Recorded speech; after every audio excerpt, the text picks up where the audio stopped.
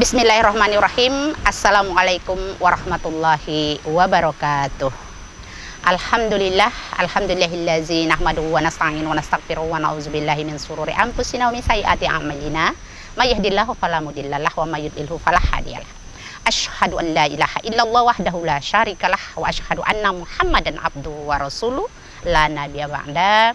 Qala Allah Ta'ala fi Qur'anil Hakim, a'udzubillahi minasyaitonir rajim. Bismillahirrahmanirrahim. Wallahu akhrajakum min butuni ummahatikum la ta'lamuna say'an wa ja'ala lakum sam'a wal absar wal af'idata la'allakum tashkurun. Shadaqallahul azim. Para pemirsa Siak TV yang berbahagia, dirahmati Allah. Pertama dan utama sekali, marilah kita mengucapkan puji syukur kehadirat Allah Subhanahu wa taala. Yang mana pada sore hari ini kita masih dapat bersilaturahim seperti ini, meskipun hanya melalui layar barangkali. Mudah-mudahan Allah memberikan kita rezeki, Allah menambah umur yang berkah bagi kita, dan Allah memberikan keringanan bila kita tadi dalam keadaan sakit barangkali atau dalam keadaan berduka. Mudah-mudahan Allah memberikan pahala bagi kita semua, insya Allah. Selanjutnya, selawat beriring salam, mari kita sanjung tinggikan kepada arwah Nabi besar Muhammad Sallallahu Alaihi Wasallam selaku uswatun hasanah, contoh suri tauladan bagi kita yang kita mengharapkan syafaat beliau nanti di yaumil mahsyar. Dan sesuai dalam Al-Quran, Allah mengatakan, Innallaha wa malaikatahu yusholluna 'alan nabi ya ayyuhallazina amanu shollu 'alaihi wa sallimu taslima. Yang artinya, sesungguhnya Allah beserta malaikat itu berselawat kepada baginda Rasulullah Sallallahu Alaihi Wasallam. Wahai orang-orang beriman, berselawatlah kamu kepada baginda Sallallahu Alaihi Wasallam. Mudah-mudahan kamu akan mendapatkan syafaat nanti di yaumil mahsyar. Bapak-bapak, ibu-ibu pemirsa Siak TV yang berbahagia, dalam kajian muslimah kita pada saat ini adalah ada 4 wanita yang Allah jamin masuk ke dalam surga. 4 wanita yang dijamin Allah dan telah tertera di dalam Al-Quran. Itu disebutkan, yang pertama adalah Maryam binti Imran. Maryam anaknya Imran. Makanya dalam Al-Quran itu ada salah satu nama surah. Nama surahnya itu surah Ali Imran. Di sini diceritakan bahwasanya Maryam itu adalah seorang wanita solehah, wanita yang suci. Tetapi Allah berkehendak menghembuskan atau meniupkan ruh ke dalam rahimnya, sehingga mengandunglah Maryam, mengandung seorang nabi yang bernama Nabi Isa alaihissalam. Ini terdapat di dalam Al-Quran. Ketika ruh datang, ketika malaikat Jibril menyampaikan kepada Maryam, wahai Maryam, engkau hendak mengandung seorang lelaki, seorang anak yang disampaikan oleh Allah. Beliau mengatakan, bagaimana saya bisa hamil? Bagaimana saya bisa mengandung sementara saya tidak punya suami? Tetapi malaikat Jibril mengatakan bahwasanya itulah kehendak Allah. Ruhul Kudus akan ditiupkan. Ruh itu akan ditiupkan kepadamu. Maka mengandunglah Maryam yang penuh dengan duka, yang penuh dengan suka, yang penuh dengan bermacam-macam cobaan kepadanya. Dia diberikan cobaan sampai disebut dengan wanita penjina, wanita yang tidak benar, wanita yang jahat, wanita yang ya barangkali yang tidak baik seperti itu. Namun Allah memberikan derajat yang tinggi kepadanya. Disebutkan bahwasanya Maryam itu adalah salah satu penghuni daripada surga Allah yang dijamin Allah masuk ke dalam surganya. Pemirsa yang dirahmati Allah. Yang kedua adalah Khadijah binti Khuwailid. Itu istri baginda Rasulullah Sallallahu Alaihi Wasallam. Di mana ketika Rasulullah dicaci maki, disebut penyihir, disebut pembohong, disebut pendusta, bahkan dilempari, bahkan Rasul itu sementara hendak dibunuh, maka Khadijah mengatakan, jangan takut wahai suamiku. Yang datang kepada engkau adalah seorang yang datang kepada Nabi sebelum engkau. Ketika Rasulullah SAW ditemui oleh malaikat Jibril di Gua Hira, Jibril mengatakan, Iqra ya Muhammad la Nabi Qori. Iqra ya Muhammad la Nabi Qori. Sampai 3 kali dikatakan, baca Muhammad, baca Muhammad. Saya tak pandai baca, saya tak tahu. Seperti itulah perjuangan Rasulullah Sallallahu Alaihi Wasallam. Dan ketika beliau sampai ke rumah, ya barangkali kalau sampai ke rumah kedinginan, dia mengatakan, wahai Khadijah, selimuti aku. Seorang istri, seorang yang mendampingi Rasulullah SAW memberikan ketenangan. La takhaf wa la tahzan, Allahumma as-sabirin. Jangan takut, jangan gentar, Allah itu bersama kita. Makanya Rasulullah itu diberikan oleh Khadijah satu semangat yang sangat tinggi. Makanya kita juga sebagai seorang wanita, sebagai seorang istri, sebaiknya kita mendorong segala sesuatu perbuatan suami kita yang tidak bermaksiat kepada Allah Subhanahu wa taala. Itu yang kedua. Khadijah, Allah berkirim salam kepadanya melalui malaikat Jibril. Khadijah adalah istri pertama Rasulullah sallallahu alaihi wasallam. Khadijah yang menjadi pendamping Rasulullah sallallahu alaihi wasallam dengan segala harta kekayaannya, dengan segala kekuatannya. Dia memberikan semuanya kepada perjuangan Rasulullah sallallahu alaihi wasallam. Dan dari Khadijah pula lah Rasulullah sallallahu alaihi wasallam mempunyai keturunan. Dalam sejarah disebutkan Rasulullah mempunyai 6 anak dari Khadijah. Tetapi yang berkembang dan mempunyai berketurunan yang menikah dengan Ali bin Abi Thalib adalah Fatimah Az-Zahra. Fatimah Az-Zahra mempunyai 2 anak yang bernama Hasan dan Husain. Dan itulah yang menjadi suatu keistimewaan daripada Khadijah binti Khuwailid ini. Dan Allah mengatakan Khadijah sudah mempunyai 1 rumah di dalam surga. Ini yang kedua. Yang ketiga, wanita yang Allah peruntukkan baginya surga, yang Allah telah menjamin kepadanya masuk ke surga adalah Fatimah binti Zahra. Fatimah binti Zahra adalah putri Rasulullah sallallahu alaihi wasallam. Inilah yang hidup di antara 6 anak Rasulullah sallallahu alaihi wasallam. Rasulullah mempunyai 6 anak. Yang pertama namanya Ibrahim, yang ketiga Qasim, yang kedua Qasim, yang ketiga Abdullah, yang keempat Ruqayyah, yang kelima Hindun, Zainab, yang terakhir adalah Fatimah Az-Zahra binti Muhammad sallallahu alaihi wasallam.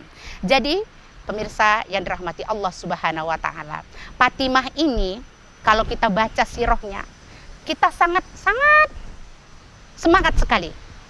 Kita mempunyai satu pandangan bahwasanya Fatimah itu memang sosok seorang wanita yang solehah. Kenapa demikian? Suatu ketika Rasulullah menang dalam peperangan. Ketika Rasulullah menang dalam peperangan, Rasulullah itu membawa harta rampasan perang. Termasuklah di sana budak. Bukan budak menurut di siak kita nih ya. Kalau siak di kita nih nama budak itu anak-anak. Tapi zaman peperangan dulu, zaman Rasulullah, budak itu adalah orang yang kalah perang. Dia tidak akan bisa normal seperti kita, seperti orang merdeka sebelum dimerdekakan. Jadi dia harus menebus dirinya dengan sesuatu kepada tuannya. Nah, ketika itu Fatimah mendengar Rasulullah mempunyai banyak budak. Banyak orang-orang atau perempuan atau laki-laki yang menjadi tawanan perang. Dia mendengar hal itu, dia datang ke rumah Rasulullah. Diketuknya pintu, "Wahai ayahanda, berilah." Pada saat itu Rasulullah sedang bertemu ya, sedang bertemu dengan para sahabat. Dia pun segan, tetapi dia mengatakan bahwasanya nanti dia akan datang. Sampai seperti itu, selesai pertemuan di rumah Rasulullah dan para sahabat, Fatimah datang lagi. Dia hendak berkata kepada ayahnya, "Wahai ayah, selama ini aku bekerja sendirian 24 jam. Dari tidur sampai tidur lagi nanti. Tidak ada waktu untuk beristirahat. Bagaimana ayah?" Memang benar wahai pemirsa. Kalau kita lihat dari sirahnya, sejarahnya, bahwasanya Fatimah itu menggiling sendiri gandum. Kalau di sana tuh gandum ya. Dijadikan dijadikan roti. Nah, roti itu nanti dijadikan makanan yang ada di Mekah ya sekarang ya, makanan Arab itu. Nah, ketika itu dia menggiling sendiri. Kalau kita dulu mungkin nenek-nenek kita menumbuk padi. Nah, jadi tangan ini nih, tangan daripada Fatimah itu semuanya retak-retak. Sangat tebal. Artinya tebal kenapa? Karena tangannya tadi penuh dengan luka-luka ketika menumbuk gandum. Dan setelah itu dia akan membawa air dengan gerigit. Dia akan menggendong air tadi, digendong, dan ya Masya Allah, di sekitar dada daripada Fatimah itu terdapat goresan-goresan daripada kendi yang dibawanya tadi. Maka dia mengatakan, "Wahai Rasulullah, wahai ayahanda, alangkah baiknya seandainya adalah seorang pembantu atau asisten di rumahku." Maka Nabi Muhammad SAW sebagai ayahanda dari Fatimah mengatakan, "Wahai anandaku, Kalaulah engkau menginginkan seperti itu, maka Allah sangat mudah memberikannya. Tapi ayahanda begitu yakin kepada engkau akan dapat melaksanakan semua daripada tugasmu. Karena sinilah Rasulullah memegang tangan daripada Fatimah. Inilah tangan nantinya yang akan pertama sekali dan menjadi para penghulu wanita di surganya Allah Subhanahu wa taala. Subhanallah. Jadi, ibu-ibu, pemirsa, bapak-bapak, pemirsa TV Siak yang berbahagia, sebetulnya apapun yang diberikan kepada kita, kalau tanggung jawab kita laksanakan dan kita melaksanakan dengan ikhlas, maka Allah akan melipat gandakan pahala yang diberikan kepada kita. Dan Allah mengatakan bahwasanya Fatimah nanti di hari kiamat menjadi penghulu daripada wanita yang ada di bumi Allah Subhanahu wa taala ini. Dan Rasulullah sendiri mengatakan bahwasanya Fatimah pun menjadi penghuni surga. Itu sudah ada jaminannya. Dan yang terakhir yang keempat adalah Asyiyah, istri daripada Fir'aun. Kalau kita lihat sepak terjang daripada Raja Fir'aun, Ramses III barangkali, itu sangat-sangat disebut, bahwasanya Fir'aun itu sampai-sampai mengatakan dirinya itu Tuhan. Ana a'budu ana rabbul a'la. Aku adalah Tuhanmu yang tinggi. Subhanallah. Padahal kita adalah makhluk Allah, makhluk ciptaan Allah yang lemah, yang takkan mungkin kita disebut sebagai Allah, sebagai Tuhan, sebagai sembahan.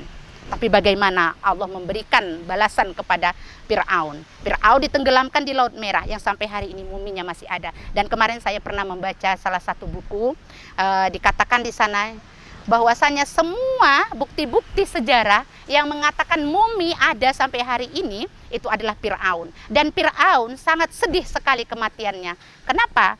Karena ketika Fir'aun tenggelam, maka malaikat Jibril menyumpelkan tanah ke dalam mulutnya. Kenapa? Maka disebutkan, wahai Jibril, kenapa engkau berbuat seperti itu kepada Fir'aun? Karena aku takut ketika dia tenggelam, dia memanggil-manggil Nabi Musa, dia mengatakan, aku beriman kepada Tuhanmu, wahai Musa. Maka Jibril sangat geram pada saat itu, sehingga diambil dari dasar laut, disumpelkan ke dalam mulut daripada Fir'aun, sehingga Fir'aun tidak bisa mengatakan apa-apa. Maka kematiannya adalah kematian yang sangat tragis sekali. Tidak seperti kematian orang-orang biasa.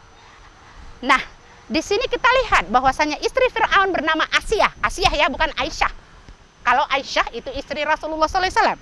Tapi kalau Asyiyah itu istri Fir'aun yang soleh. Karena beliau mengikut kepada Taurat yang dibawakan oleh Nabi Musa. Kan ceritanya ada itu ketika Nabi Musa lahir, Fir'aun tidak ingin anak laki-laki lahir. Semua anak yang lahir pada saat itu di Mesir dibunuh. Maka datang ilham kepada ibunya mengatakan, wahai ibu Musa, hanyutkanlah anakmu di tepian daripada sungai ini.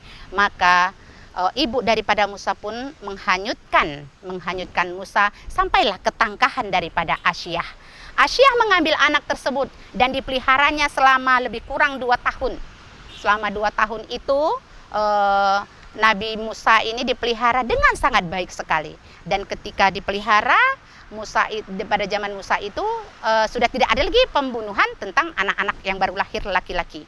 Nah, setelah itu lama-kelamaan berarti Nabi Musa adalah anak angkat daripada Fir'aun dan juga anak angkat daripada Asyiyah. Dan ketika Asyiyah sampai kepada tauhid yang disampaikan Musa, Fir'aun mendengarnya. Apa yang kau sampaikan? Apa yang kau sebutkan? Allah Maha Tinggi, Allah yang menciptakan langit dan bumi, Allah yang menciptakan kita semua.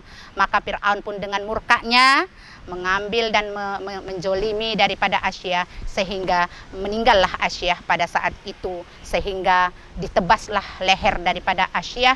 Dan Allah mengatakan, wahai Asyiyah, engkau telah diberikan sebuah rumah, sebuah istana di dalam surga. Hal ini terdapat di dalam surah At-Tahrim ayat 11. Nanti para pemirsa boleh melihatnya kembali dan tolong ditafsirkan, dan mari sama-sama kita belajar sebagai seorang wanita, sebagai seorang istri, sebagai seorang pendamping suami, sebagai seorang ibu. Mudah-mudahan kita adalah wanita-wanita yang Allah berikan, yang Allah jadikan, dan yang Allah luruskan bagi kita untuk mencapai dan masuk ke dalam surganya dari pintu manapun yang kita mau. Yang terakhir barangkali kita sebagai wanita, seperti saya sampaikan tadinya, bahwasanya ada beberapa syarat yang memudahkan kita masuk surga. Yang pertama, sholat 5 kali sehari semalam. Jangan lupa, sholat 5 kali sehari semalam. Tak usah sholat sunnah kalau tidak bisa, karena sibuk barangkali. Cukup sholat 5 kali sehari semalam. Yang kedua, berpuasa di bulan Ramadan. Tidak usah sholat sunnah kalau tidak bisa. Setelah itu apa? Taat kepada suami. Taat kepada suami kunci seorang wanita masuk ke dalam surga dari pintu manapun dia mau. Kenapa? Karena surga dan nerakamu terletak pada suamimu. Itu dia. Dan yang terakhir, yang keempat, syarat wanita mudah masuk ke dalam surga, menjaga kehormatannya, menjaga kehormatan suaminya, menjaga kehormatan keluarganya, menjaga kehormatan nusa dan bangsa, terutama menjalankan ibadah puasanya. Ini saja barangkali yang dapat saya sampaikan. Kalaulah benar adanya itu semata-mata dari Allah Subhanahu wa taala. Kalau salah itu dari diri saya sendiri sebagai makhluk yang dhaif. Tak ada gading yang tak retak. Kalau tak retak, tak gading namanya. Tak ada manusia yang tak bersalah. Kalau tak bersalah, tak manusia namanya.